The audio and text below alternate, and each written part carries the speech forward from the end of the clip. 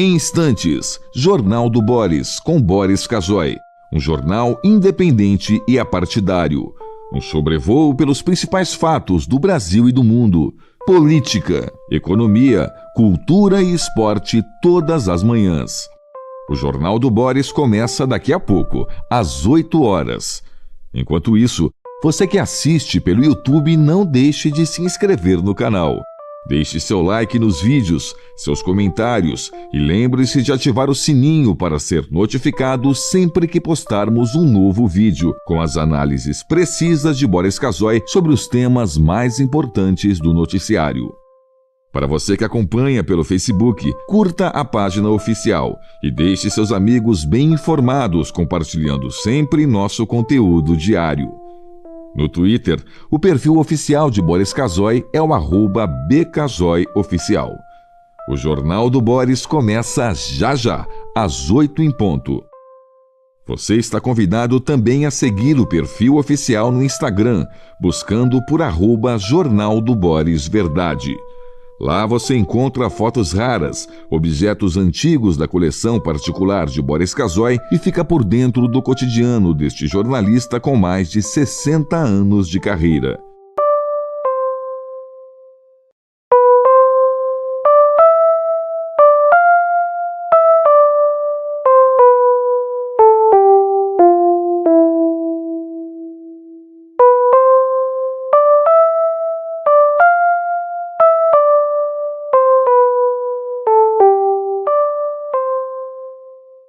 Em instantes, Jornal do Boris, com Boris Casoy. Um jornal independente e apartidário. Um sobrevoo pelos principais fatos do Brasil e do mundo. Política, economia, cultura e esporte todas as manhãs. O Jornal do Boris começa daqui a pouco, às 8 horas. Enquanto isso, você que assiste pelo YouTube, não deixe de se inscrever no canal. Deixe seu like nos vídeos, seus comentários e lembre-se de ativar o sininho para ser notificado sempre que postarmos um novo vídeo, com as análises precisas de Boris Casoy sobre os temas mais importantes do noticiário. Para você que acompanha pelo Facebook, curta a página oficial e deixe seus amigos bem informados, compartilhando sempre nosso conteúdo diário. No Twitter, o perfil oficial de Boris Casoy é o @bcasoyoficial. O Jornal do Boris começa já, às 8 em ponto. Você está convidado também a seguir o perfil oficial no Instagram, buscando por @Jornal do Boris Verdade. Lá você encontra fotos raras, objetos antigos da coleção particular de Boris Casoy e fica por dentro do cotidiano deste jornalista com mais de 60 anos de carreira.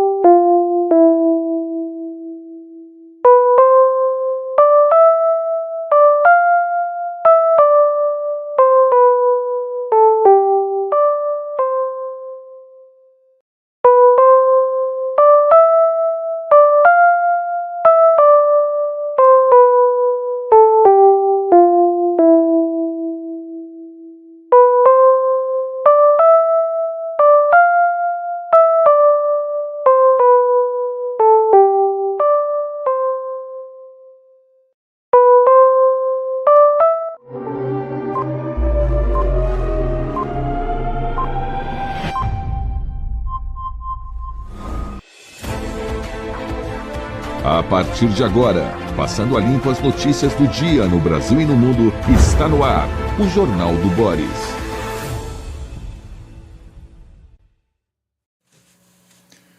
Bom dia, muito bom dia, está no ar o Jornal do Boris. O Jornal do Boris é um sobrevoo pelos principais acontecimentos do Brasil e do mundo a partir das primeiras páginas dos jornais. uma notícia ruim, eu estou abrindo aqui na internet, que eu vejo que chegou a 1 minuto um incêndio no Rio de Janeiro. Eu vou ler como é que o site do Globo está mandando isso. Incêndio no Rio. Fogo atinge loja de confecção na Zona Norte. Há pessoas dentro do prédio em desespero. Estou abrindo aqui o noticiário. É um negócio... ainda não há detalhes, mas existe um incêndio aparentemente grave na Zona Norte do Rio de Janeiro, numa loja de confecções, e há gente em desespero, segundo o Globo, dentro da loja, enquanto o fogo consome esse negócio comercial. Bom, vamos aos jornais? Vamos aos jornais. Vou para a Folha, que trata, na sua manchete, do Trump. Trump cita a compra de aço chinês para justificar taxa. Indústria reage. O Rio de Janeiro, ontem, um parênteses, também teve um problema. Um avião que estava levantando voo no Galeão trombou com um veículo desses que trabalham dentro da pista. Diz uma testemunha que estava dentro do avião que ele já estava em velocidade e que esse senhor, essa testemunha, temeu que ele não conseguisse parar antes do final da pista, mas houve essa colisão, não aconteceu mais nada, o avião foi evacuado e o aeroporto não foi interditado. Agora, um carrinho daqueles, eu não sei se de mala, de combustível, alguma coisa estava na pista, não dá para acreditar. É muita incompetência, né, gente? Bom, voltando à vaca fria. Trump cita a compra de aço chinês para justificar taxa. A indústria reage. A história é a seguinte. Os Estados Unidos estão boicotando o aço chinês. Estão boicotando o comércio com a China. Quer dizer, estão boicotando as exportações chinesas para os Estados Unidos e onde eles pedem. E onde eles podem.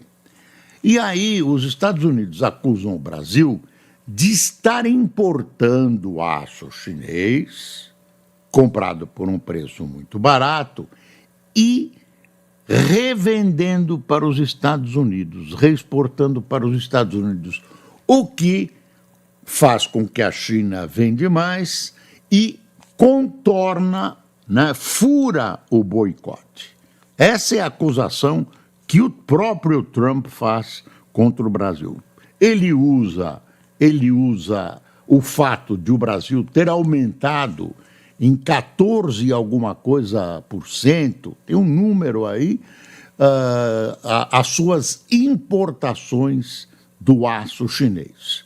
A indústria reage, não dá para dizer que é verdade ou mentira.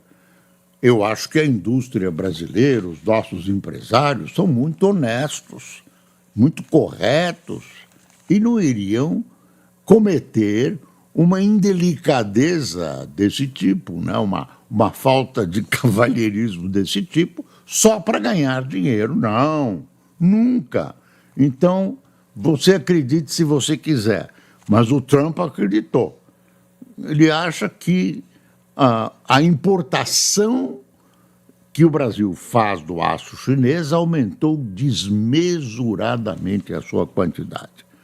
O presidente americano diz que exportações da China para o Brasil cresceram. Siderúrgicas nacionais afirmam que o mercado brasileiro também é alvo da concorrência predatória. Então, essa é a justificativa que os industriais brasileiros disseram, que também sofrem com a concorrência do aço chinês, que isso tudo é mentira. O presidente dos Estados Unidos, Donald Trump, criou a compra de aço da China, citou a compra de aço da China pelo Brasil entre as justificativas para imposição da taxa de 25% sobre as importações americanas de aço e alumínio. O Instituto Aço Brasil, que reúne siderúrgicas brasileiras, reagiu. Aí tem a reação, né? As importações brasileiras de países com níveis significativos de sobrecapacidade, quer dizer, excesso de capacidade, especificamente a China, cresceram tremendamente nos últimos anos, afirmou Trump. Foi o Trump.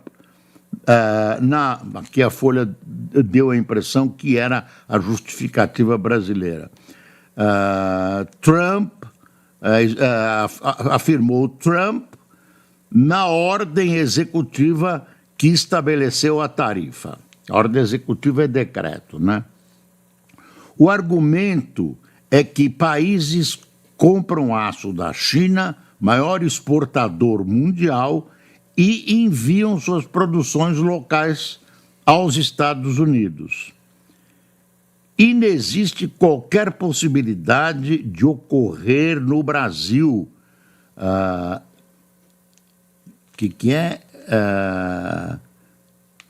Quer dizer, o Brasil, essa terceirização, né, retrucam os industriais brasileiros. Esse instituto que eu mencionei aqui no começo, afirmou que o Brasil é alvo de importações de países que praticam concorrência predatória, especialmente da China. O ministro Fernando Haddad da Fazenda disse que a taxação não é uma decisão contra o Brasil e é genérica. Quer dizer, já o Brasil está abrandando a retórica, é genérica porque atinge o mundo todo, mas só atinge os grandes exportadores de aço, né? Atinge o Brasil, atinge o México, a China já é boicotada pelos Estados Unidos, né? Atinge o Canadá, quer dizer, está amainando. O Brasil está num caminho correto, na minha opinião, e na opinião de muita gente, do próprio governo, né? Buscando encontrar um caminho diplomático que até pode trazer vantagem. Tem gente que acha que até pode se conseguir vantagens para o Brasil. Então é esse o caminho correto, não o que o presidente Lula preconizou, sem saber o que ia acontecer, que disse assim, é simples assim, vamos retalhar. Não é assim que se governa, não é assim que funciona. Quer dizer, você tem que, nessa hora, olhar para os interesses do Brasil, não agir com o fígado. Não é com o fígado que se reage, é diplomaticamente procurando resolver o problema. O problema já existiu anteriormente no outro governo do Donald Trump e foi resolvido diplomaticamente com a criação de cotas para o Brasil. Tem todo um jeito de resolver.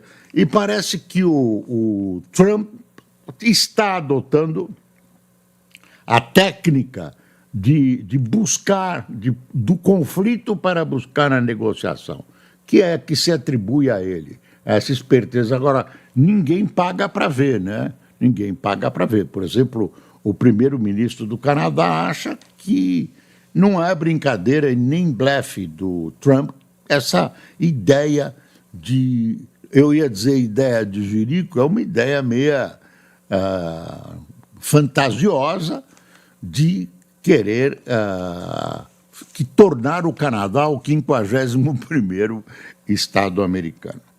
Bom, ainda falando do Trump, ele recebeu ontem o rei da Jordânia, Abdullah I. Aliás, eu nunca tinha visto o Abdullah filmado tão longamente, estranhei muito que ele tem um tique, não tenho nada contra o tique, mas até uma coisa assim, até me rei com tique eu nunca vi, mas tem, né? Todo mundo pode ter tique. Dizem que eu tenho um tique, mas eu desminto. Me perguntaram uma vez se eu tinha tique. Eu não. Mas o rei da Jordânia vai dar essa. Mas, saindo dessa bobagem que alguém vai dizer que é bullying que eu estou fazendo com o rei da Jordânia, o Trump tentou convencer o rei da Jordânia de receber, junto com o Egito, 2,5 milhões de palestinos, né, para poder criar um resort, algo assim, um paraíso de turismo lá na faixa de Gaza, que é a ideia dele, do Trump. Vai tomar, vamos tomar do Hamas, reconstruir aquilo e tal. E aí o rei da Jordânia saiu pela tangente, mas depois soltou um comunicado, né, dizendo, antes ele disse, o Egito, temos que não é bem assim. Saiu pela tangente. E aí, no comunicado, desculpe, no comunicado ele não tossiu, no comunicado ele afirmou que é absurdo, que a Jordânia não concorda com esse plano e tal, mas já estão preparando um plano, em função do que o Trump mexeu, estão preparando um plano de recuperação da faixa de Gaza. O plano vai ser apresentado em detalhes nas próximas horas, a gente não conhece. Mas você vê, já envolveu em toda essa manobra o Egito e a Jordânia. Isso vai concorrer, porque eles têm um diálogo, claro, melhor que Israel e melhor que os Estados Unidos com os palestinos, enfim. Vamos ver o que vai acontecer. Por enquanto, os 2,5 milhões de palestinos estão lá passando tudo quanto é tipo de vicissitude e a população deve estar aterrorizada porque o Trump e o governo de Israel marcaram uma data até sábado, ao meio-dia, para que o Hamas continue, o Hamas, sob protesto que Israel não está cumprindo as regras do acordo e tal, mas para que o Hamas continue devolvendo os reféns. Se isso não acontecer, eles prometem transformar a faixa de Gaza num inferno. Você imagina a tranquilidade que se abate nesse instante sobre a população de Gaza, que apanha e não tem nada, a população civil, né, que apanha e não tem nada, torce, né, torce pelos seus patrícios do Hamas, mas não tem ação bélica nenhuma, quer sobreviver com suas famílias e já apanhou bastante, mortes. Número a gente não sabe, que o número é fornecido. Essa coisa de números e relatos, como a imprensa não está cobrindo diretamente, ela recebe da mão dos governos de Israel também. Então, você acredite nos números deles se você quiser, tanto do Hamas quanto de Israel.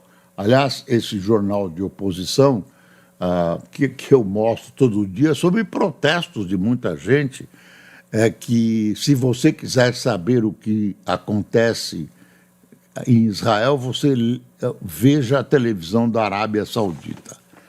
Já viu tudo. Vamos ver o que está dizendo hoje o Haaretz.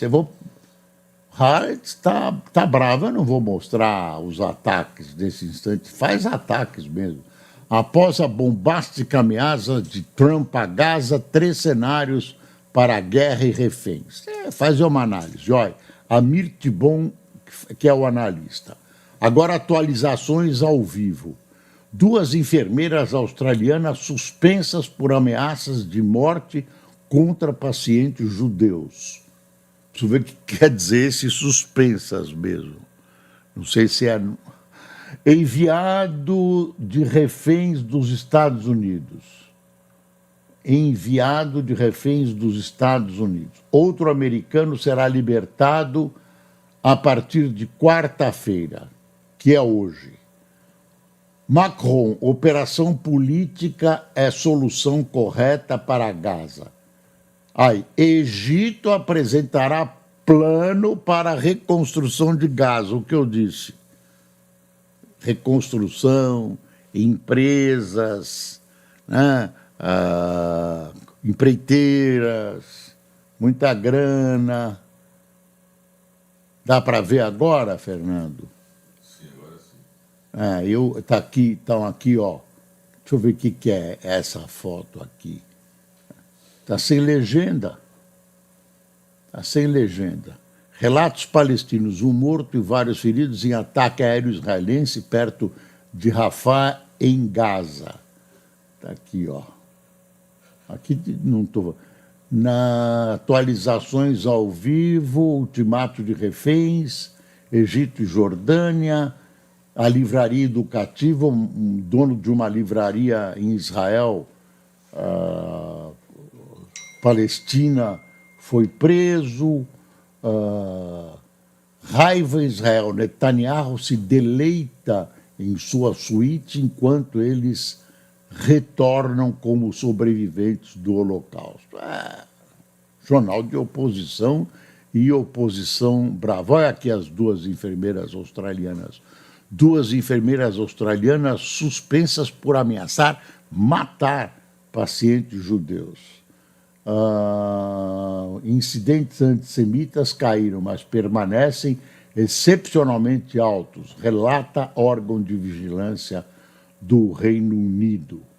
Trump diz que os Estados Unidos vão manter e cuidar de Gaza, manter e cuidar de Gaza em reunião com o rei Abdullah da Jordânia. Isso é uma tradução de inteligência artificial, não é? É de computador, não é? Então, relevem os erros. Aliás, ultimamente, em jornais, os humanos erram muito mais que os computadores. Vamos voltar para o globo aqui. Vou botar os pés aqui no Brasil. Então, a gente acha que o governo está agindo corretamente, tem que agir pelo Brasil, não pode trabalhar com o fígado. A Folha tem um editorial desse tipo, o Globo já soltou um editorial, é preciso reagir a tarifas de Trump com pragmatismo. Ainda não se sabe se Casa Branca está disposta a negociar os tributos aplicados sobre aço e alumínio. Brasil não deve se engajar em guerra comercial com retaliações, mas buscar alternativas aos Estados Unidos, buscar alternativas para a venda do aço brasileiro é uma das questões. Acertar com os próprios Estados Unidos é também algo extremamente possível. É bom lembrar que a aplicação das tarifas começa em março.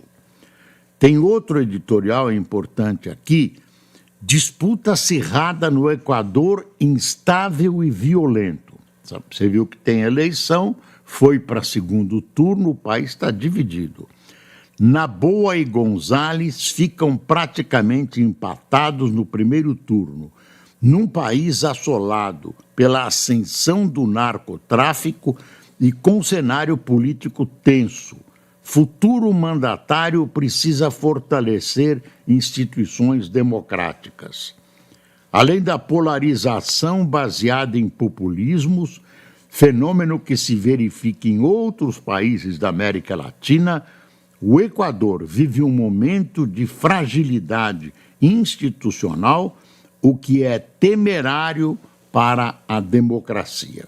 Aí a Folha falando do que está acontecendo no Equador. Tem um artigo aqui, voltou essa campanha de vamos legalizar a maconha. Por que legalizar a maconha para fins recreativos? Quem assina é Marcos Fernandes Gonçalves da Silva, pesquisador da área Ética e Políticas Públicas da FGV, FAESP e do Programa de Pós-Graduação em Políticas Públicas, membro da FGV. Então, não tem FGV Ethnics. Olha, ele tem todo o direito. Ele pergunta, e aí ele tem um trechinho aqui que é assim: de uma forma ou de outra, a coerência deveria ser observada. 2 pontos. Ou se legaliza a erva, ou então que se proíba também o vinho e o uísque do moralista. Aí ele continua aqui, um outro excertozinho. Do ponto de vista de saúde pública, deveria prevalecer uma ética das consequências, não dos princípios inabaláveis, considerando a maconha como o álcool, aliás, a droga psicoativa, que de longe causa mais danos a si e a terceiros. Portanto, por outro lado, ninguém deveria ter o direito de dizer o que eu devo ou não consumir. Isso, com o perdão desse senhor, que me parece ser um professor destacado, eu não concordo. Quer dizer, dizem que não é verdade, mas a maconha é uma porta para as outras drogas. E se essa ninguém deveria ter o direito de dizer o que eu devo ou não consumir for verdade total, então libera a cocaína, libera o cogumelo, a fenil, não sei o que o Trump tá querendo combater, libera tudo. Não é bem assim. A sociedade depois paga o tratamento dessa gente, todos nós. Eles se tornam nocivos para a sociedade, a grande maioria. Grande maioria não, uma parte, eu não sei exatamente. Dizem que é 10%, mas é significativo. Né? E essa história do vinho e do cigarro e tal, isso já existe há séculos, não dá mais para segurar. Não é porque você cometeu erros, a sociedade cometeu erros admitindo tudo isso, se é que cometeu erros. Vinho é uma coisa que vem lá, né? Cujo excesso faz mal, é mal social, etc. Álcool, você dizer que por causa disso você abre a porta para as outras drogas, inclusive a maconha. Então, que me perdoem aqueles que gostam de um beckzinho, eu sou contra. Não tem essa coisa de liberação de maconha e tal, com essas justificativas.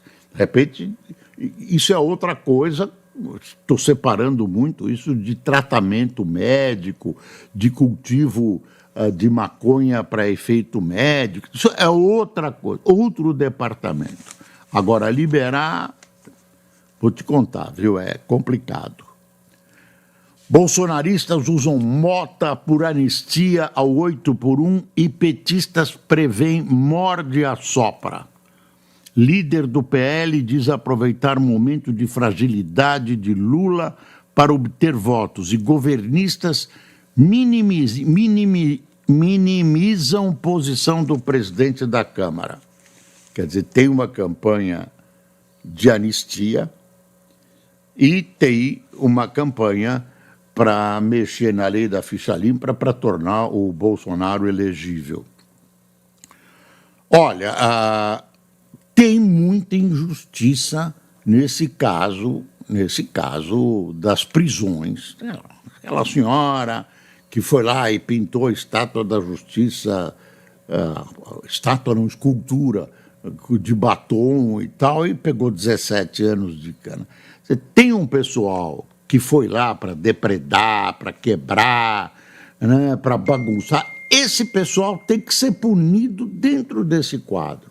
E não juntamente com a tentativa de desestabilizar o Estado democrático de direito, pelo amor de Deus.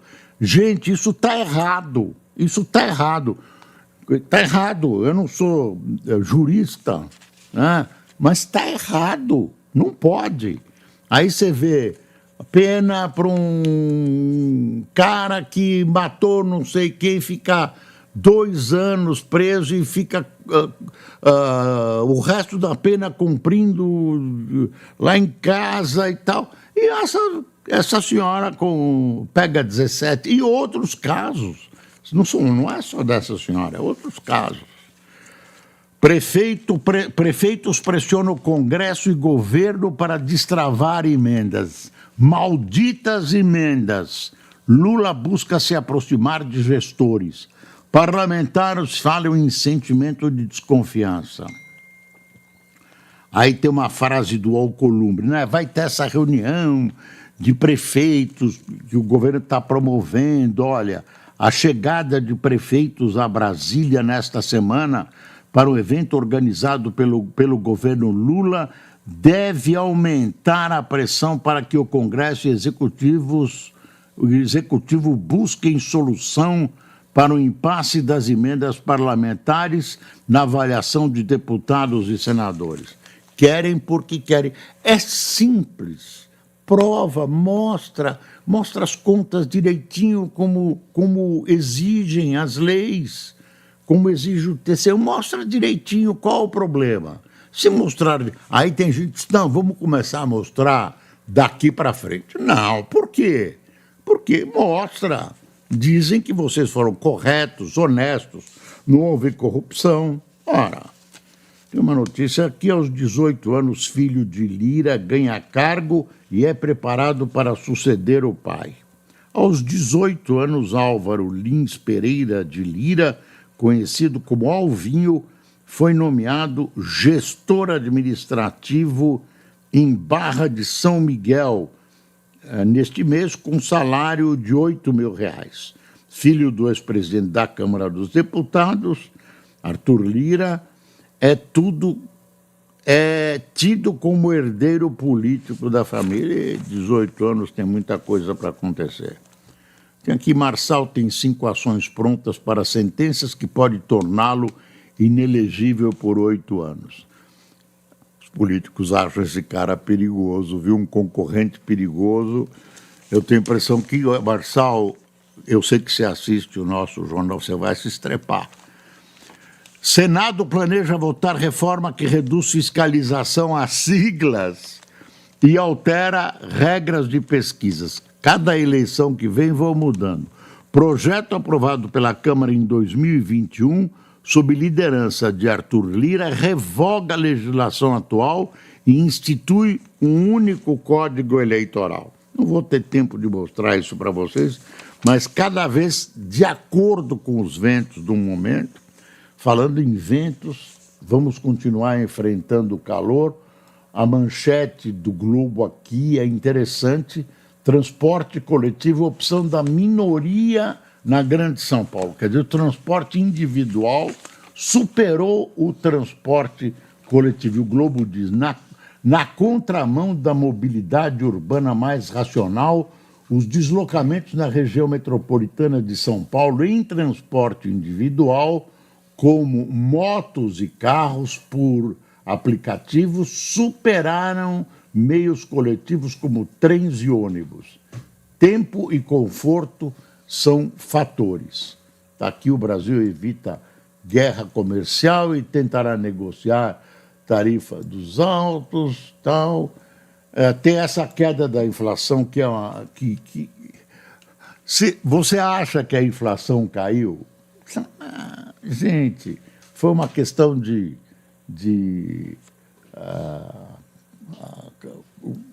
passagem de avião, não sei o quê e tal. os sinais de alerta para a síndrome metabólica, bomba fiscal para o próximo ano pode ser maior do que se vê. Alta dos gastos para fiscais alimenta a incerteza. É o editorial do Globo. Pena que está chegando ao fim, tinha muita coisa para falar. Hoje o dia está bem agitado, mas a gente fala amanhã. Quem tomou café conosco? Eu quero mostrar uma coisa para vocês. Inventaram, em vez de café, olha aqui uma coisa do Globo. Café na prateleira. Café não é falsificado, mas engana as pessoas. Parece o café clássico à esquerda e a bebida sabor café. Olha o que estão vendendo. Olha os nomes. Melissa e Melita. Olha, tradicional. Um é sabor café. Bebida sabor café que imitam marcas famosas. Chega a gôndola para surfar momento de superinflação do produto. Você viu? É um truque. Uma enganação, sabor café. Deixa eu dar aqui alguns nomes. Edinho Santos, Nídia Skatirov, eu não consigo entender a sua letra, está piorando. Skation. Valdir Soares, Mariano Ricardo, Marcos Menescal, Adriano Zucati, Ladislau Ferreira, José Afonso, Guilherme Gomes, de Caruaru, Jean Campos. Se eu piscasse mais, com esse calor, a gente já passou de uma certa idade, tem uma secura nos olhos e, de vez em quando, uma dificuldade de enxergar. Sônia Maria, de Brasília, e Marco Jair, de Santos, São Paulo. Muito obrigado por sua atenção. Tenha um bom dia, sem se esquecer que é preciso passar o Brasil a limpo.